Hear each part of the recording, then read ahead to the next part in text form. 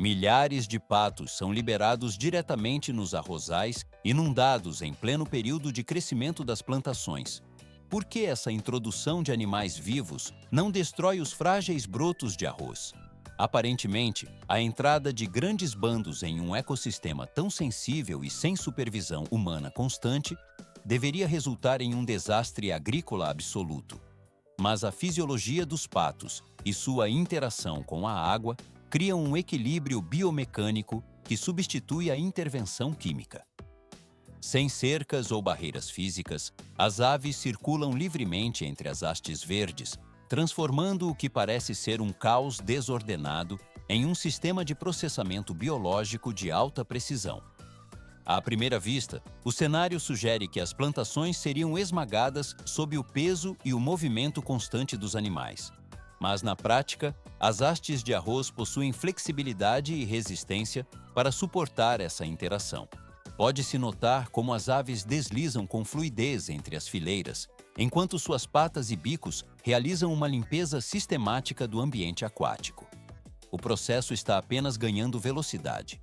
4 milhões de toneladas de agrotóxicos eram despejadas anualmente sobre as terras aráveis, degradando severamente o solo e os lençóis freáticos. Mais de 40% das terras agrícolas chinesas sofriam com o esgotamento de nutrientes e a contaminação por metais pesados e resíduos químicos persistentes. Essa pressão industrial insustentável exigia uma alternativa que pudesse restaurar a produtividade sem o uso de compostos sintéticos. Tudo só se complica com a necessidade de alimentar uma população vasta, enquanto a qualidade da terra declina. Vê-se como os patos atuam como máquinas autônomas de controle de pragas, consumindo insetos e larvas que antes exigiam pulverizações intensivas. O equipamento biológico, neste caso as aves, também realiza o revolvimento constante do lodo no fundo dos campos inundados. Essa ação mecânica oxigena a água e dispersa nutrientes de forma homogênea, auxiliando no desenvolvimento radicular das plantas. Depois, fica mais complexo.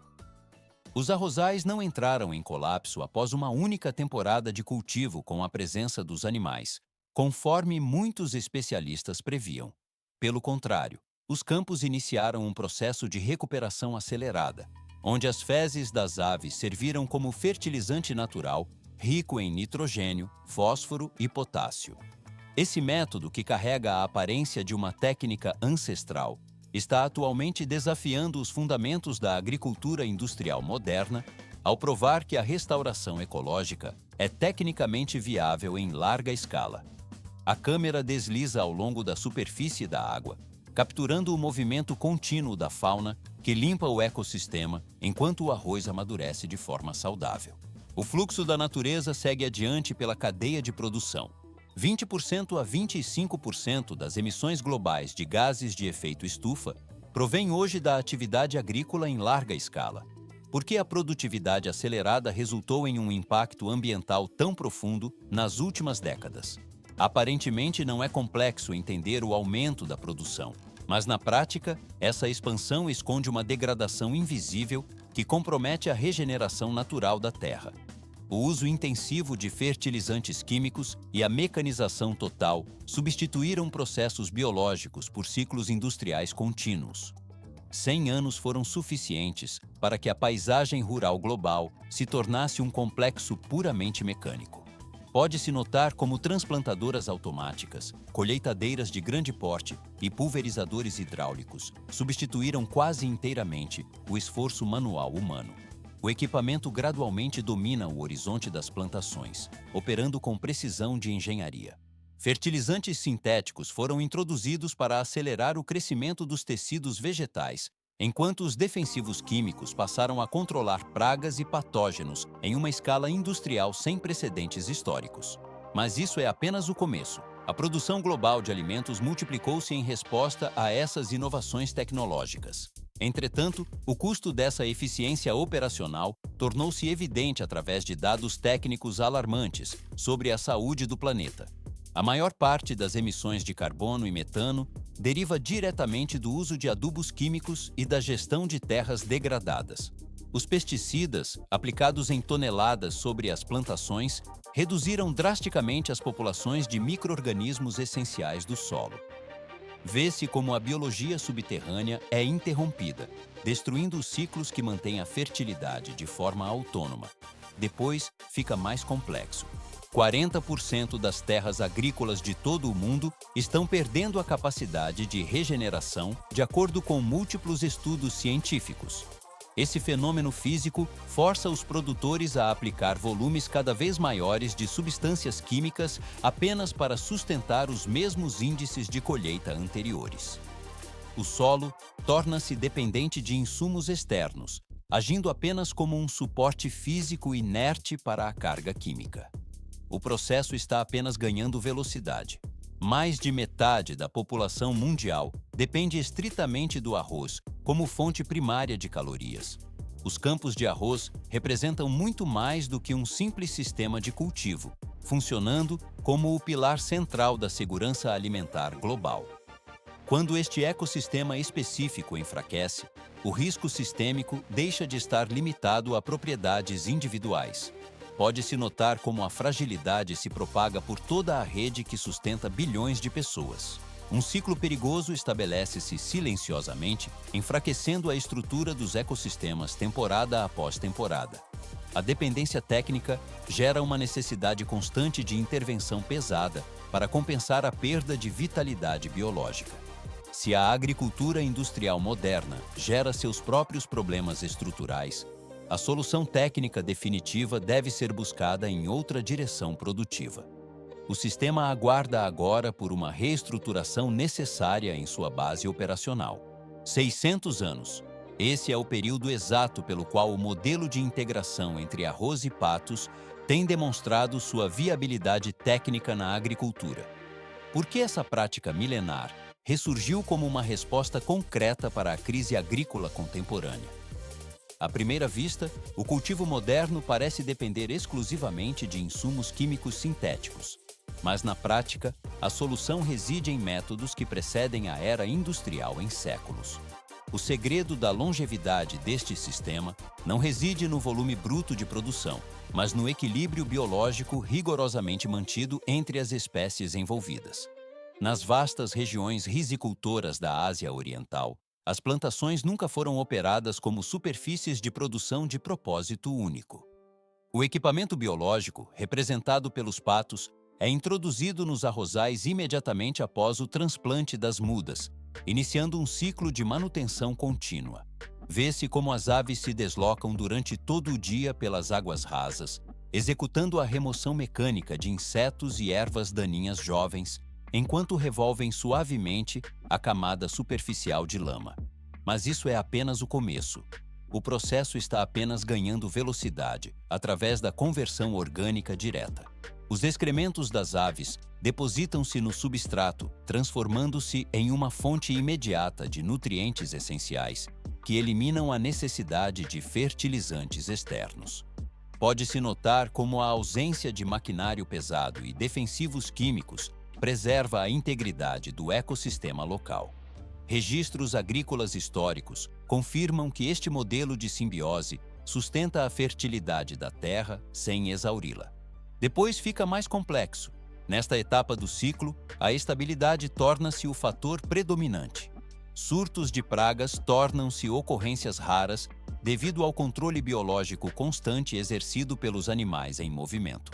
Observa-se como o solo mantém sua estrutura física e química, permitindo que os campos de arroz se sustentem de forma autônoma, temporada após temporada. O sistema opera com precisão, onde cada elemento cumpre uma função técnica específica na manutenção da saúde da lavoura. O material orgânico integra-se ao ciclo natural e o fluxo produtivo conclui esta fase de crescimento em total equilíbrio. 100 patos são liberados nos campos de arroz pela primeira vez, e o contraste visual entre as aves e as mudas jovens gera uma preocupação imediata sobre a integridade da colheita. Por que os agricultores permitem que animais circulem livremente entre plantas tão frágeis? Aparentemente, as aves poderiam esmagar os caules em desenvolvimento, mas na prática, Elas ignoram o arroz para focar em tudo o que se move na água ou cresce mais rápido que o plantio principal. Essa seletividade natural resolve o problema que os produtores tentam controlar manualmente há décadas. Pode-se notar como o bando se desloca de forma coordenada, consumindo cigarrinhas, lagartas do colmo e diversos insetos aquáticos que habitam a base das plantas. Mas isso é apenas o começo. O movimento contínuo das patas interrompe o ciclo de vida das pragas em um estágio precoce, fazendo com que as populações de invasores diminuam de forma acentuada em poucas semanas. O equipamento biológico, ao agitar a superfície da água, elimina as larvas de mosquitos e outros organismos prejudiciais antes que se tornem uma ameaça real. Vê-se como a necessidade de pulverização química é drasticamente reduzida por essa interação mecânica e biológica constante. Depois fica mais complexo. As ervas daninhas, como o capim-arroz e o arroz silvestre, perdem a oportunidade de se estabelecer conforme os patos se alimentam de seus brotos jovens e de lentilhas d'água. Cada passo das aves interrompe a formação das raízes das plantas invasoras, impedindo que elas se transformem em densos tapetes vegetais que competiriam por nutrientes essenciais com a cultura principal. À primeira vista, o deslocamento dos animais parece desordenado, mas na prática, ele gera um efeito técnico de aeração profunda. O processo está apenas ganhando velocidade. A agitação introduz oxigênio diretamente na água e na camada superior do solo, reduzindo as condições anaeróbicas e limitando a compactação da terra. Essa oxigenação permite que as raízes do arroz se expandam para camadas mais profundas e ganhem resistência estrutural. Pesquisadores técnicos frequentemente comparam esse fenômeno a uma forma de aração natural que ocorre de maneira ininterrupta durante todo o dia. Durante esse ciclo, as carências nutricionais do solo são supridas pela distribuição uniforme de dejetos orgânicos que funcionam como fertilizantes de liberação lenta. Ricos em nitrogênio e matéria orgânica, esses nutrientes alimentam o solo e as plantas de forma constante, evitando os picos de saturação comuns em adubos químicos. O material orgânico se deposita em camadas finas, eliminando o risco de poluição das águas subterrâneas enquanto fortalece a base do ecossistema. O fluxo de nutrientes segue adiante pela cadeia de produção de forma equilibrada. 150 a 300 patos por hectare é a densidade populacional exata estabelecida por estudos rigorosos na China e no Japão para otimizar a produtividade no campo. Por que o controle rigoroso do tempo de soltura é considerado o fator determinante para o sucesso da plantação? À primeira vista, a introdução das aves parece uma operação simples de manejo animal, mas na prática, a resistência física do arroz determina a janela de oportunidade. As plantas jovens precisam de 2 a 3 semanas de crescimento após o transplante para desenvolverem uma estrutura celular capaz de suportar a movimentação constante da água sem sofrerem rupturas ou curvaturas permanentes. A introdução precoce resulta na destruição inevitável das mudas ainda frágeis pelo impacto mecânico. Mas isso é apenas o começo. Se os animais forem liberados com atraso excessivo, a eficácia biológica no combate às plantas invasoras e pragas cai drasticamente, comprometendo a integridade da safra. Pode-se notar como os patos se deslocam de forma coordenada, mas sua densidade nunca é deixada ao acaso pelos agricultores. O equilíbrio biológico depende diretamente das condições específicas do solo, da profundidade da lâmina de água e da variedade genética do arroz escolhida. Depois, fica mais complexo. Um número insuficiente de aves gera um impacto ambiental muito fraco, tornando impossível a substituição completa de insumos químicos e agrotóxicos. Por outro lado, o excesso de indivíduos provoca a turbidez extrema da água, o que gera estresse mecânico no sistema radicular e bloqueia a penetração da luz solar necessária para a fotossíntese eficiente. Vê-se como a sincronia entre a biologia animal e o ciclo vegetal exige uma vigilância constante dos parâmetros técnicos. O processo está apenas ganhando velocidade. A remoção definitiva dos animais é tão crítica quanto sua entrada e deve ocorrer exatamente quando o arroz entra no estágio de iniciação da panícula. Esta fase marca o início da preparação para a floração, onde a planta atinge seu nível máximo de sensibilidade fisiológica.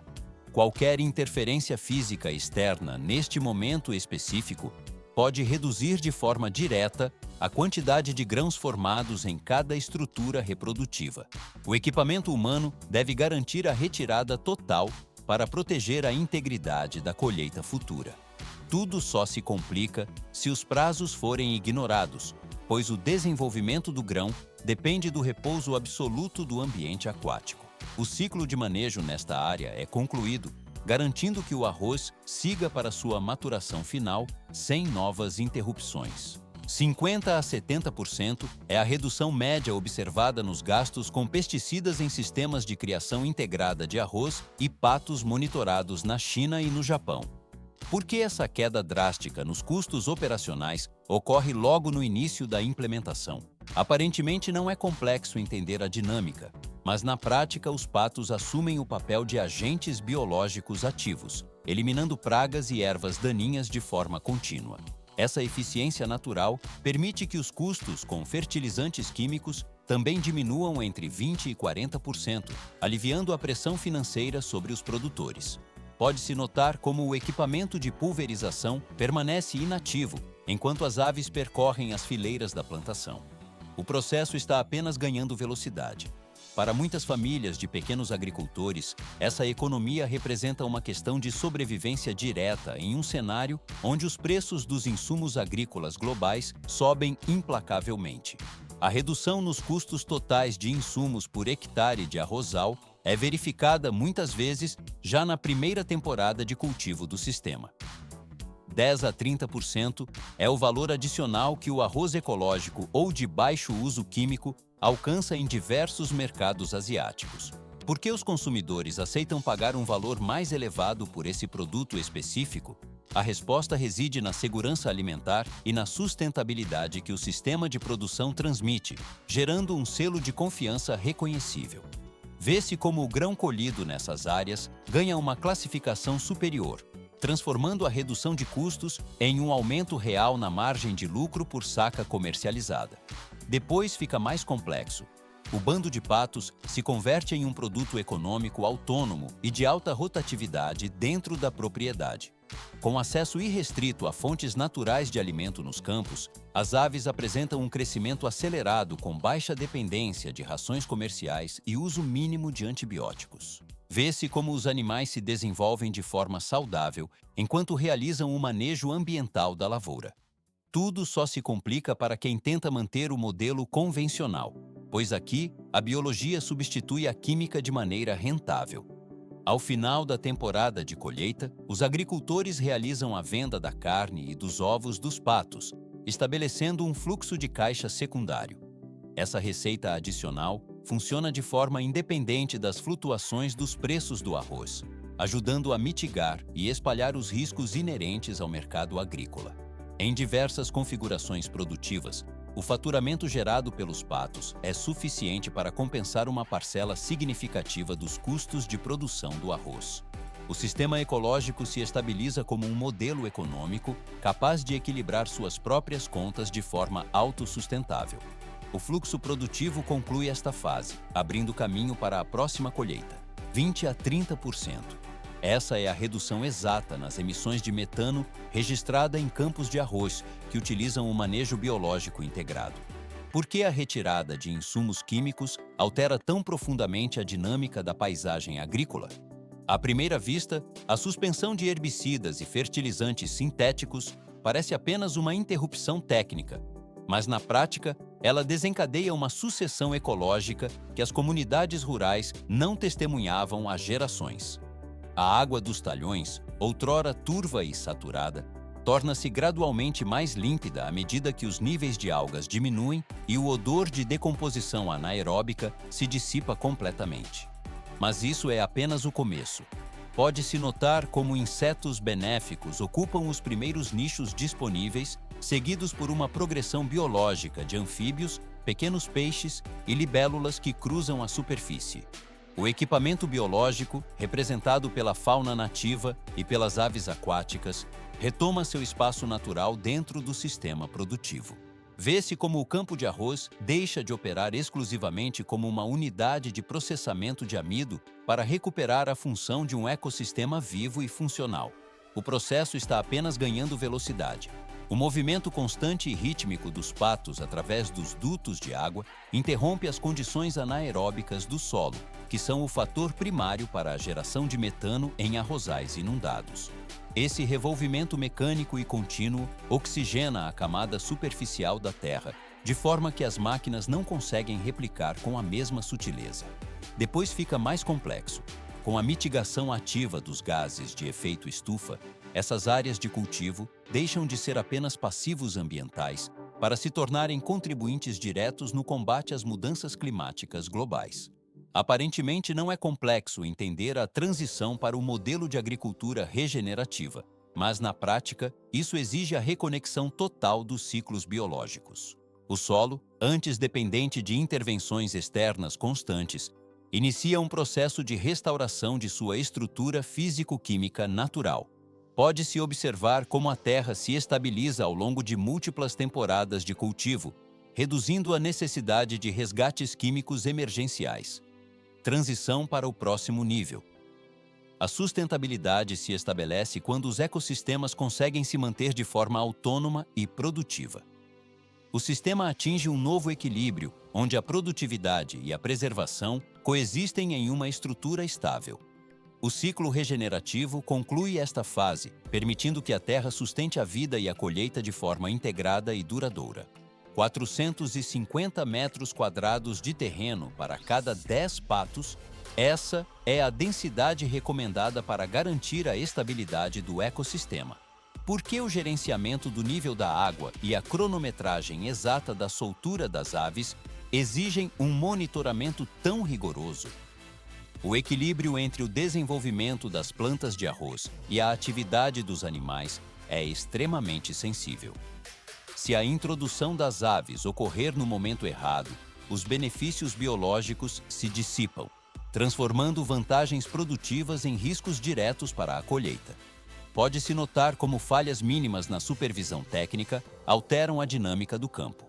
À primeira vista, a integração parece simples, mas na prática, pequenos erros de cálculo comprometem a integridade das mudas jovens. O processo está apenas ganhando velocidade. Além das variáveis internas, a presença de predadores externos como cobras, raposas, cães selvagens e aves de rapina representa uma ameaça constante à integridade do plantel. Vê-se como a ausência de cercamento adequado ou de vigilância contínua resulta em perdas materiais significativas. Em regiões que enfrentam escassez de mão de obra ou onde a capacidade de supervisão é limitada, esse fator de risco torna-se uma barreira física real para a implementação. Tudo só se complica com as exigências geográficas e ambientais. Áreas desprovidas de um suprimento hídrico estável ou terrenos com inclinações acentuadas impedem a manutenção do nível de água necessário para o deslocamento das aves. Aparentemente não é complexo selecionar um campo, mas na prática, PEDs que sofreram poluição severa no passado não oferecem a base biológica indispensável para a sobrevivência do sistema. Transição para o próximo nível. Isso demonstra que o modelo de produção conjunta entre arroz e patos não funciona como uma fórmula universal de aplicação automática. O equipamento e a estratégia devem ser ajustados às condições específicas de cada localidade, exigindo uma escolha técnica cuidadosa e uma adaptação rigorosa às variáveis do ambiente. O sistema exige que cada parâmetro seja respeitado para que a simbiose ocorra sem interrupções. O fluxo de manejo segue adiante pela cadeia produtiva de forma coordenada. 90 metros, essa é a profundidade exata que as raízes do salgueiro atingem para acessar reservas hídricas subterrâneas inacessíveis a outras espécies. Por que Wong selecionou especificamente o salgueiro entre dezenas de opções botânicas para iniciar a revitalização do deserto? À primeira vista, a escolha parece baseada apenas na resistência, mas na prática, essa planta atua como o interruptor fundamental de todo o ciclo ecológico. O salgueiro estabiliza as dunas móveis, reduz a velocidade das correntes de ar e estabelece um microclima com temperaturas controladas, permitindo que a vida se fixe no solo arenoso. Mas isso é apenas o começo. O desafio de manter a vegetação viva em Kubuki envolve superar obstáculos térmicos e mecânicos que persistiram por séculos. Como é possível garantir a sobrevivência de um organismo em um terreno onde a superfície atinge 70 graus Celsius e incinera insetos em poucos minutos? O vento na região transporta grãos de areia que agem como lâminas, capazes de descascar troncos e arrancar mudas inteiras em ciclos de poucos dias. Por essa razão, o plantio não se resume ao ato de cavar e depositar a árvore, exigindo uma estratégia de combate contínuo contra as forças erosivas da natureza. O processo está apenas ganhando velocidade. Equipes técnicas monitoram e rastreiam bolsas residuais de umidade ocultas sob as camadas de areia antes de iniciar qualquer intervenção. Quando um ponto com retenção hídrica é localizado, escavam-se covas profundas que recebem proteção imediata através de telas metálicas, juncos e barreiras temporárias contra rajadas de vento. Vê-se como as mudas de salgueiro são tratadas com soluções químicas retentoras de umidade e ancoradas por estruturas de madeira para evitar o arrancamento noturno. A irrigação é administrada em volumes mínimos, forçando as raízes a detectarem a vida e penetrarem verticalmente em busca de estabilidade. Tudo só se complica com a introdução dos elementos biológicos. A introdução dos coelhos Rex em um ecossistema fechado e rigorosamente controlado representou o elo principal do modelo de restauração de Wong. Estes animais operam dentro de fazendas ecológicas geridas com precisão, onde cada espécime possui funções econômicas e ambientais integradas à cadeia produtiva. A carne supre demandas alimentares, a pelagem atende ao mercado de alta costura e os órgãos são direcionados à medicina tradicional. À primeira vista, a criação parece uma operação comercial comum, mas na prática, os excrementos desses animais constituem o principal armamento de regeneração do solo. O equipamento biológico gradualmente transforma a química da areia. Nitrogênio, fósforo e potássio são os componentes químicos que o deserto carece totalmente e que os excrementos de coelho fornecem em alta concentração. Esse material biológico não apenas fertiliza, mas atua como um aglutinante que transforma a areia solta em uma camada de humus úmida e densa. Pode-se notar como as sementes de gramíneas, que o sistema digestivo do coelho Rex não processa, são depositadas no terreno já envoltas em uma cápsula de fertilizante natural. Esse mecanismo permite a germinação automática mesmo sob condições climáticas extremas, expandindo a cobertura vegetal sem a necessidade de intervenção humana direta. Transição para o próximo nível. O ecossistema estruturado passou a operar como uma máquina de equilíbrio térmico e químico após a consolidação das copas dos salgueiros. As árvores fornecem sombra e biomassa alimentar para os coelhos, que devolvem ao terreno o humus necessário para fortalecer o crescimento da própria vegetação. Cada hectare de areia foi convertido em uma unidade de produção biológica capaz de gerar mais de 5 toneladas de humus por ano. Essa capacidade de transformação permite que áreas de deserto compactas e estéreis se tornem terras agrícolas férteis em um período de 3 a 5 anos, e isso ainda não é o limite. 200 milhões de salgueiros formam atualmente uma barreira verde massiva que bloqueia o avanço das dunas na região. Essa muralha vegetal reduziu a velocidade dos ventos em 90% e impede o deslocamento de 15 milhões de toneladas de areia anualmente. Áreas que antes sucumbiam às tempestades de areia agora estão restauradas em uma extensão de 800 mil milhas quadradas de vegetação densa.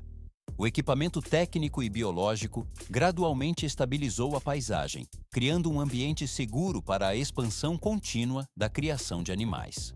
Depois fica mais complexo. 120 milhões de yuans são gerados anualmente através da população de 1.200.000 coelhos Rex integrados ao sistema. Esse modelo financeiro transformou uma zona considerada inabitável em uma fonte de renda sustentável para milhares de famílias locais, unindo a recuperação ambiental à viabilidade econômica. A poeira assenta lentamente sobre o que antes era um vácuo biológico, revelando uma estrutura produtiva autossuficiente.